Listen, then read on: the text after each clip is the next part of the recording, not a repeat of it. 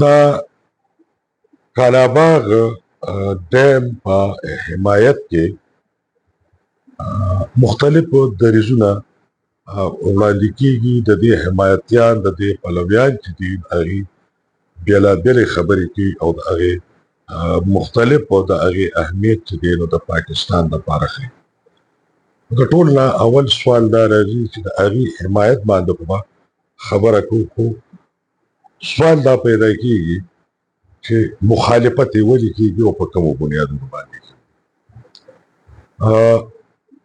زمون صوبه خیبر پختونخوا، د سند صوبه او د بلوچستان صوبه، دا درې واړه صوبې چې دي نو هغه د دې مخالفت کوي او په هیڅ قیمت دا جوړېدو ته نه پرېږدي. یو د پنجاب صوبه چې دا هغه د دې په حمایت کې ده. اوس موږ ولې بېله صوبه په کومو بنیادونو باندې دا مخالفت کوي؟ دا خیبر پختونخوا خبره باور کوم. خیبر پختونخوا اسم دا رغبې په لحاظ باندې زمونږه صوبه دومره غټه صوبه نه ده. بیا زمونږه صوبه د بده مرغه چې دا نو څو زمانې مخکې پورې هغه په قبایلي سیمه کې هم تقسیم ده. لکه موږ پښتانه ټول قبایل یو. زمونږ یې ویش ته وګوره چې زه د ممن نه، د باجوړي نه، د وزیر نه، د محسوب نه، د اپریدي نه، د شینواري نه، د بنګش نه، د اورګزي نه، زه د دغه خپل ورور او عزیزانو نه په دې باندې بیل کړو ما چې ته د بندوبستي علاقې پښتون یو دا قبایل پښتون دی. نو یو دغه قبایلي سیمه چې کومه وه هغه چونکې د پښتنو په هغه مرکزي ځمکه یا رقبه کې هغه شانتې شامله نه وه، پسمانده پاتې شوه، وروستو پاتې شوه په هر لحاظ باندې. بل دا دی چې هغه زرعي ځمکې نه دي، باراني ځمکې دي. بیا ما سره راځي غریزه سیمه. ما سره بیا بل طرف ته چې زما ډېره غټه رقبه جوړېږي نه هغه زما جنوبي اجزا جوړېږي. واټ دی، بلو ده، کرک دی، ډېره اسماعیل خان دی، هغه دشتې پرتې دي، د زراعت لاندې نه دي، کرونده نه کېږي، اوبه نشته. بیا ما سره ایریګیټډ لینډ یا د اوبو لاندې ځمکه یا هغه زرعي ځمکه چې هغه زما د صوبې د خوراک ضرورتونه پوره کوي. نو پخوا به هغې ته پېښور ویلې وي، وادي پېښور. په هغې کې پېښور بذات خود، بیا چارسده ده، نوښار دی، مردان دی او صوابی ده، د سهده پورې. دا پېښور ویلي ده، دا هغه پېښور ویلي ده چې دا ایریګیټډ ده. یو طرف ته خو زما آبادي چې دا نو بېخره ته زیاتېږي او زما زرعي ځمکې چې دي هغه د هاوسینګ سکیمز لاندې را روانې دي، تپوس نشته.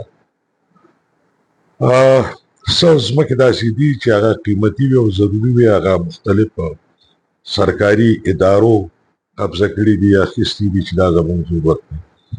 اوس چې کومه ځمکه موږ سره پاتې ده هغه کمه ده. موږ سره دلته دوه مسلې نور هم شته. هغه دا ده چې د ورشک ډیم کله جوړ شو د پښتنو د خلیل مومندو په دې خاوره، د هغې په حواله باندې چې کوم لوز او ژبه شوې وه هغه دغه مقامي خلکو سره تر نن تاریخه پورې پوره نه ده. نه د بجلی په قیمت کې رعایت شته، نه د هغې څه چې نقصانات شوي هغه 100% باندې د هغې ازاله شوې ده. خو د هغې په نتیجه کې چې کوم سیموتور پیدا شو او ښکته چارسده مردان او دغه علاقه کې د سیاب هغه سطح اوچته شوه او زموږ زمیندارۍ تباه برباد شوه. نو بیا دا خدای بخښلي فضلیک، جنرال فضلیک چې کله ګورنر و د هغه په وخت کې د سکارپ مردان سکارپ په نوم یو منصوبه وشوه او هغې سره دا وشوه چې زموږ هغه ځمکې هغه کرونده بیا شروع که هغه سیاب ټول ختم نه و. د هغې سکارپ عمر تیر دی، هغه ختم دی، څوک شته نه چې هغه تازه کړي. بیا موږ سره توربېله جوړه شوه. توربېله کې هم د پښتنو د وطن ډېره غټه برخه زموږ ارکیولوژیکل سیمې، زموږ ځنګلات، غرونه، کلي او زموږ هلته ډېر زیات چې دي نو هم د پښتونخوا اوسېدونکي زموږ پښتانه دا دغه شو، نقل مکاني وکړه، بې کوره شو. خانیوال، ملتان، پنجاب مختلف ځایونو کې اوسېدو دپاره زیاتر په هریپور کې چې دی کورونه ورکړی شو. خو زمونږ دا توربیلې نه چې کوم نقصانات وو هغه خو شوي دي. خو دا توربیلې متاثرینو سره د هغې هغه کمپنسیشن د هغې هغه آبادکاري هم نه ده شوې. نو دا دوه ظلمونه خو زمونږ مخې ته پراته دي. په دې دوه ظلمونو سره تړل یم چې دی نو قدرتي فصل ما سره هغه وه ډوډه وه افیم و او هغې نه پوډر جوړېده نه ترې نشه جوړېده او هغه زما کیش کراپ و. هم د ریاست د پالیسو لاندې افغان جنگ کې چې هغه د پوډر او وغیره شروع شو په ګدون نمازو کې بلا پښتانه زما ووژلي شو او بیا موږ له د ګدون انډسټریل سټیټ راکړو د هغې نن سال دی د مخبرۍ نه زیات شاړ پروت دی. بیا دا دی چې بجلي زما ده زما اوبو زما په ځمکه جوړېږي زما لا مثال طور پکار خو دا وه چې په هغې 2 روپۍ خرڅ راته چې ما نه 4 روپۍ یونټ اخیستو نو زه چې 4 نو ظلم یې کوم نو 10 روپۍ یونټ به شو نو زما اوبه زما ځمکه او زما نه په 10 روپۍ اخلي او واپس یې مثال طور په ما په 50 خرڅ بیا چې د ما باندې دې چې راوړي نو ما نه خو لاس تاوی جیل ته مې بو زیات کړی یم چې که زما درته وړي NFC واټ کې هغې کې نو بیا هغه نه راکوي چې زه په سومو لګم. نو دا ټولې یارې ترخې وې خو لکه زمونږ دره سوات دی بیا کابل دی بیا خاص کر دره کابل د کالاباغ ډیم جوړ شي نو زمونږ د دریای کابل چې دی په دې کې یو ډېر عجیبه خبره زده کوم تاسو اټک ته لاړ شئ اټک کې دریای سند او دا دریای کابل په اټک کې یو ځای کېږي تقریبا 9 کیلومتره پورې د دې د یو ځای کېدو دا کرښه روانه څه قدرتي نظام دی. ما یو ځل کښتۍ واخیسته او په دې کرښه په دې 9 کیلومتره مې په دې سیند کې سفر وکړ په کښتۍ کې به کښېنې دا 2 ګوتې داسې کړه دا ګوته به ستاسو راځي انډس ته دریای سند ته به راځي دا به دریای کابل ته د دریای سند اوبه د کشمیر بلتستان نه را روانې نو دا شنې دي سپینې دي پاک دي رڼې دي او یخې دي. دریای کابل اوبه چې دي نو دا خړې دي دا تودې دي دغه شان ګوته واچوئ نو تاسو ته به فرق میلاویږي دا ګوته به ستاسو یخې دا به ستاسو ګرمۍ دا به یخه نه وي دا به ستاسو صفا وي دا به ستاسو لږ خیرنه خیرنه.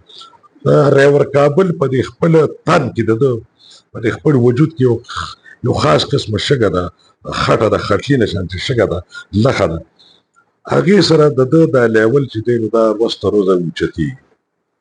یو خو د کابل هغه چې دی او بیا د هغه تشول د هغه قانون د هغه صفا کول نه هغه فنډ شته نه هغه ټکنالوژي دلته شته نو ده دا اوچتېږي دی په بره روان دی د کابل په بره روان دی دې کې د اوبو ګنجایش کمیږي. بیا زموږ ماحولیاتي تبدیلي ده بارانونه راځي بیا دا اوبه چې کله په دې باندې تاسو هغه جوړ کړئ دا کالاباغ جوړ کړئ نو بیک فلو ورته وایي د اوبه چې کله ډب شي هم تاسو وګورئ کور کې هم د کوي نه نالی ډب کې کلي کې د اوبه خر لښتې ډب کې نو دا ډب چې واچوئ نو د ډب سره د اوبه په شا راځي نو د کالاباغ دا ډب چې دی نو د دې د اوبو په شا راځي نو چې دا په شا راځي نو ما سره نوخار ډوبوي ما سره 400 ډوبوي ما سره صوابۍ متاثره کوي حد دا دی چې ما سره پېښور ته د دې د اثرات راځي نو زه به یو قسم له په جیل کې په تاله په شب کې نو روټین کې زما نه سیندونو ښکلي وبه بیا بارانونه بیا ماحولیاتي تبدیلی بیا د سیند تل زما ډکېږي او هلته تا ما ته ډب اچولی دی نو د دې مطلب دا دی چې د خیبر پښتونخوا چې کومه زما دغه میداني علاقه ده یا زما دغه مردان 400 پېښور صوابۍ نوخار خو دې د منځ نه یوړل نو ما سره د بیا قبایلي علاقه ده سابقه دغه پښتانه پرېښوده ما سره د غریس پښتانه پرېښوده ما سره یې جنوبي اضلاع پښتانه پرېښوده بیا ستا د کالاباغ نه نه زما غریزو پښتنو ته څه پیدا شته نه زما قبایلو پښتنو ته څه پیدا شته او نه زما د جنوبي اضلاع پښتنو ته څه پیدا شته. تاوان زما دی مرګ زما دی وطن زما ډوبېږي پیدا بل ته ده نو د کالاباغ ډېر مخالفت خیبر پښتونخوا د دې وجې نه کوي د سیند صوبې د دې وجې نه کوي چې په دریای سند باندې په کالاباغ د اوبه ډک شي نو په سند دریاب باندې اوبه کمې شوې نو چې په سند دریاب اوبه کمې شوې نو د ده نه اوبه کمې ځي سمندر په ده باندې اوچت شو نو د سمندر هغه اوبه به دې دریای سند ته راخېږي او د هغې بیک فلو به راځي څنګه چې به زموږ ریور کابل کې راځي نو دغه بیک فلو چې راځي نو دا غونډ ستاسو رورل سند یا انټیریل سند چې دی هغه به برباد کړي، هغه به د ژوند نه، هغه به د زراعتو نه وباسي. دا د هغې اعتراض دی، دغې ته ډلټا وایي. دا اعتراض بالکل څنګه زموږ جایز دی، زموږ نه زیات چې دی نو دا د سند جایز اعتراض دی، دا ټول سند به د سمندر لاندې شي. د بلوچستان اعتراض ته وراشو. د بلوچستان اعتراض دا دی چې په دې ټیکنیکل ژبه کې د اوبو د اوبخر په ژبه کې د ډیمونو په ژبه کې موږ یو ټکي استعمالوو، ټیل ورته وایو. دا هم هغه ټیل دی څه چې موږ لکۍ وایو. بلوچستان وایي چې زه دا په اوبو په دې ژبه کې ټیل هغه پټي ته وایو، هغه ځای ته وایو چې هغې ته په اخره کې اوبه راشي. نو دا قدرتي خبره ده که مثال د ستاسو سل جریبه ځمکه ده او په هغې تاسو په ړومبي جریب اوبه راپرېږدئ نو چې سلم جریب اخر له راځئ نو د اوبو هغه فلو چې ده هغه بهاو چې دی هغه کمیږي. نو په قدرتي هغه باندې وجوهاتو باندې ټیل ته اوبه چې دي نو کمې ځي. نو بلوچستان ته اوبه خو روانې کمې دي. بیا چې دا دلته ډپ شي نو د اوبه به نورې کمې شي. نو بلوچستان وایي چې ما خو به د تندې نه مړ کړي. بیا زمونږ دغه چې دی په یو بل باندې اعتماد چې دی د هغې ډېر زیات غټ کمی دی. 1991 91 چې کوم واټر ریکارډ دی د صوبو ترمنځ چې د 91 کوم د اوبو معاهده ده د هغې معاهدې مطابق تر ننه پورې یوې صوبې ته اوبه نه دي میلاو شوي. نو د صوبو دغه ته هم اعتماد نشته. که د کاله باغ په حواله ته ما سره نوې هغه کې معاهده کې نو تا ما سره زړې معاهدې کومې سرته رسولي دي نو زه په تاسې اعتبار وکړم. زړو معاهدو کې خو بیا هم زما بقا ته خطره نه وه. نوې معاهده که زه په تا باندې یقین وکړم نو په دې کې خو زما وجود ختمېږي. نو دا مخالفت وجي دي. په درېیم ټیسټ کې زه تاسو سره راځم او په دې غلطفهمۍ خبره کوم که کاله باغ ډیم و نو نن به پنجاب په سیلاب کې ډوب نو اجازه غواړم. د الله پاک.